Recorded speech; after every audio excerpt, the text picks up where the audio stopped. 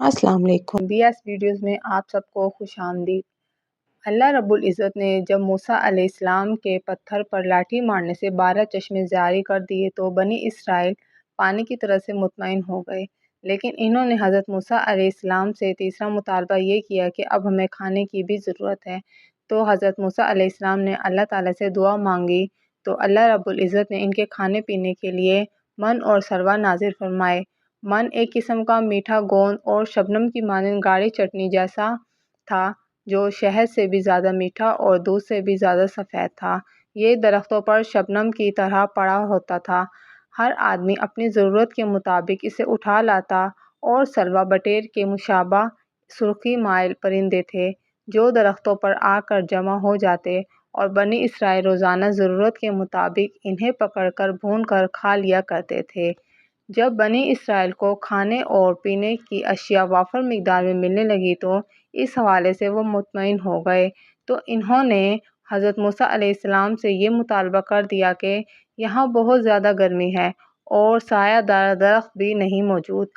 کہیں ایسا نہ ہو کہ اس گرمی کی شدت سے ہماری موت واقع ہو جائے۔ اور حضرت موسیٰ علیہ السلام نے اللہ تعالیٰ سے دعا مانگی تو اللہ تعالیٰ نے بادلوں پر ان پر سایہ کرنے کا حکم دے دیا۔ بنی اسرائیل جہاں بھی جاتے بادل ان پر سایہ کرتے۔ جب بنی اسرائیل کے لیے کھانے پینے سائے کا انتظام ہو گیا تو انہوں نے حضرت موسیٰ علیہ السلام سے ایک اور مطالبہ کر دیا، اے موسیٰ، ہم روزانہ ایک ہی کھانا یعنی من اور سلویٰ کھا کھا کر تھک گئے ہیں، اللہ تعالیٰ سے دعا کریں کہ ہمارے لیے دیگر سبزیوں کا انتظام بھی کر دیں۔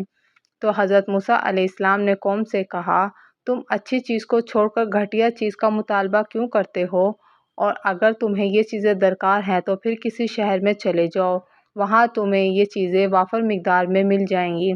جب بنی اسرائیل حضرت موسیٰ علیہ السلام کے بیت المقدس کی طرف روانہ ہوئے تو ان کا سامنا ایک طاقتور قوم حمالہ سے ہوا۔ حضرت موسیٰ علیہ السلام نے بنی اسرائیل کو جہاد کا شوق دلاتے ہوئے فرمایا کہ تمہارا اصل وطن بیت المقدس ہے جو تمہارے جد امجد حضرت یعقوب علیہ السلام کے زمانے میں تمہارے قبضے میں تھا، اب وہاں قوم حمالہ نے قبضہ کر لیا ہے، تم انہیں وہاں سے نکال کر خود وہاں آباد ہو جاؤ۔ اور ساتھ ساتھ انہیں کامیابی کی خوشخبری بھی سنائی، لیکن بنی اسرائیل نے آپ علیہ السلام کی بات کو ماننے سے انکار کر دیا تو اللہ رب العزت نے ناراض ہو کر ان پر خوف مسلط کر دیا اور انہیں 40 سال کی طویل مدت کے لیے میدان تیہ میں بھٹکنے دیا، اور وہ ساری رات سفر کرتے، جب صبح ہوتی تو اسی میدان کے اندر ہی ہوتے۔ اللہ تعالیٰ نے حضرت موسیٰ علیہ السلام کو خصوصی ملاقات کا شرف احکام شریعت دینے کے لیے 40 دنوں کے لیے کوہ طور پر بلایا۔ جب آپ علیہ السلام وہاں پہنچے تو اللہ تعالیٰ نے آپ علیہ السلام سے گفتگو کی، تو آپ علیہ السلام نے جیسے ہی اللہ تعالیٰ کی گفتگو سنی تو اللہ تعالیٰ کو دیکھنے کی خواہش ظاہر کر دی۔ اللہ تعالیٰ نے فرمایا، اے موسیٰ، آپ مجھے نہیں دیکھ سکتے، لیکن موسیٰ علیہ السلام نے پھر بھی اصرار کیا تو اللہ تعالیٰ نے اپنی تجلی پہاڑ پر ڈالی تو وہ ریزہ ریزہ ہو گیا اور حضرت موسیٰ علیہ السلام بے ہوش ہو کر گر گئے۔ فرمان الہی ہے، اور ہم نے موسیٰ علیہ السلام سے 30 راتوں کا وعدہ کر لیا کہ اتنی راتیں کوہ طور پر عبادت میں گزاریں، اور پھر 10 راتوں کا مزید اضافہ کر کے اسے پورا کیا۔ اس طرح آپ کے رب نے مقررہ وقت 40 راتوں کا کر دیا، اور موسیٰ علیہ السلام نے جاتے ہوئے اپنے بھائی ہارون سے کہا کہ میری غیر موجودگی میں میری قوم کا انتظام تم سنبھالنا اور ان کی اصلاح کرتے رہنا اور فساد پھیلانے والوں کی راہ پر مت چلنے دینا۔ اور جب موسیٰ علیہ السلام ہماری مقررہ وقت پر کوہ طور پر آئے اور ان سے ان کے رب نے کلام کیا تو موسیٰ علیہ السلام نے کہا، اے رب، مجھے اپنا دیدار نصیب فرما کر میں آپ کو دیکھ سکوں۔ اللہ تعالیٰ نے فرمایا، تم ہرگز مجھے نہیں دیکھ سکو گے، لیکن تم اس پہاڑ کی طرف دیکھو، اگر وہ اپنی جگہ پر برقرار رہا تو تم مجھے دیکھ سکو گے۔ اور پھر جب اللہ تعالیٰ نے پہاڑ پر تجلی فرمائی تو اس نے پہاڑ کو ریزہ ریزہ کر دیا اور موسیٰ علیہ السلام بے ہوش ہو کر زمین پر گر گئے۔ جب ہوش میں آئے تو عرض کیا، بلا شبہ آپ کی ذات ہر عیب سے پاک ہے، میں آپ کے حضور توبہ کرتا ہوں اور میں اس دور میں سب سے پہلا ایمان لانے والا ہوں۔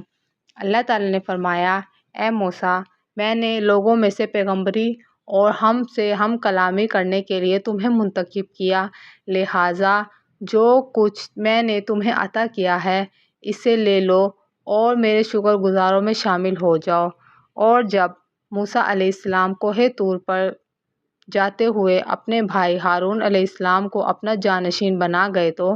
آپ علیہ السلام کی قوم میں سے ایک آدمی سامری نامی شخص نے بنی اسرائیل کی عورتوں سے زیورات لے کر اسے پگھلایا اور اس سے ایک بچڑا بنا لیا جسے ہوا کی ایک سمت رکھنے سے ایک قسم کی آواز نکلتی تھی۔ شیطان نے لوگوں کے دلوں میں یہ بات ڈال دی کہ یہ بچڑا تمہارا معبود ہے، تو موسیٰ علیہ السلام تو کوہ طور پر چلے گئے ہیں، لہٰذا قوم بچڑے کی پوجا کرنے میں مصروف ہو گئی۔ حضرت ہارون علیہ السلام نے انہیں سمجھانے کی بہت کوشش کی مگر انہوں نے ان کی بات نہ سنی۔ جب حضرت موسیٰ علیہ السلام کوہ طور سے واپس آئے تو قوم کو گمراہی میں دیکھ کر بہت ناراض ہوئے اور اپنے بھائی ہارون سے کہا، آپ نے میرے بعد قوم کو گمراہی میں مبتلا ہونے کیوں دیا اور انہیں روکا کیوں نہیں؟ حضرت ہارون علیہ السلام نے فرمایا، میں نے تو انہیں روکنے کی بھرپور کوشش کی لیکن ان لوگوں نے میری بات نہیں مانی۔ پھر موسیٰ علیہ السلام کا غصہ ٹھنڈا ہو گیا تو آپ نے اپنے اور اپنے بھائی کے لیے اللہ تعالیٰ سے دعا مانگی۔ حضرت موسیٰ علیہ السلام نے جب لوگوں کو بچڑے کی پوجا کرتے دیکھا تو ان پر بہت ناراض ہوئے اور پھر لوگوں کی نظروں کے سامنے ہی اس بچڑے کو نذر آتش کر دیا، یہ بتانے کے لیے کہ اگر یہ بچڑا تمہارا معبود ہوتا تو یہ اپنے آپ کو جلنے سے بچا لیتا۔ حضرت موسیٰ علیہ السلام کی قوم میں سے جن لوگوں نے بھی اللہ تعالیٰ کو چھوڑ کر بچڑے کی پوجا کی اور اللہ تعالیٰ نے انہیں سزا کے طور پر انہیں آپس میں ایک دوسرے کو قتل کرنے کا حکم دے دیا۔